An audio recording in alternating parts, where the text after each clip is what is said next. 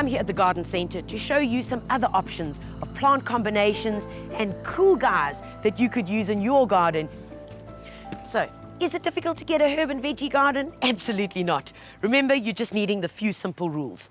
Minimum 5 hours sunlight a day. Keep it as close to your back door as possible so that you stumble upon it, so that you see it every morning while you're having your cup of coffee before you dash off to work, because out of sight is out of mind, and it's going to become neglected and you're not going to enjoy the rewards that you should be getting.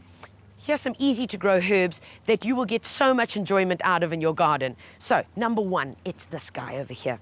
Now this, yes, you're right, it looks like a mint. It is a mint family. However, the trick is this guy is an apple mint. Oh, the most beautiful, fresh, appley smell, like when you're biting into a Granny Smith. Oh, it is divine. So, what do you do with mint and how do you look after it? Well, number one, folks, it's quite an enthusiastic plant, so don't let it go in your veggie garden. In other words, if you're going to plant it in there, keep it in a pot which you either then literally bury into the soil or in a pot on its own, preferably near the tap, because they love having lots of water. So you know when you're busy watering in the garden, the excess bit of water that it might get when you're turning the tap off, it'll simply just love. Now mint, being a vigorous grower, literally goes through different phases in its life. And at some point it can look as gorgeous as this, and at other points it can be tall, lanky, hardly any leaves. Well then, it's not going to serve much of a purpose. So what you need to do is prune it down hard. When your mint's looking scraggly, you get a pair of secateurs, and I mean prune it hard, like really vicious, right down to the stalks. All you want to do is grab a bit of compost, sprinkle it around it, give it a good feeding of some organic plant food, and away it comes again. Think about apple mint as a cool alternative or some around the corner. I'm thinking cool long cocktails with great apple mint, and of course, if your guests are really hungry, they can even eat it.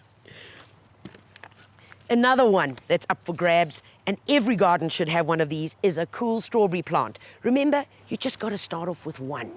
And strawberries, if you think about how expensive they are in the shops, come on folks, you can do it. Now, one strawberry plant, absolutely, this is how it goes. And what's happening here? Well, yes, these are the little babies. This is how a strawberry multiplies. So it sends out these little runners, you can see coming off from the parent plant. So then how do I make more? Well, if it's in a pot, you then just get another pot with a bit of potting soil and you just pop this little guy onto it. So it just rests over there. So how do you know when this little guy is ready? Soon as when you grab its leaves and you just try and tug it gently, when the roots have been formed, you then are safe enough to be able to cut the umbilical cord from the main parent plant, and hey presto, in a pot or on the ground, you've got a new little baby plant. Remember, the key to success of strawberry plants is to make sure that they stay well mulched. Use some bark or even use some straw, some grass clippings that you can put around them as a nice thick layer to retain the moisture. Not only does it retain the moisture, but also when your fruit forms, well, the fruit can sit directly on your mulch so it doesn't get damaged by the soil. Grow your own strawberries, you'll love it.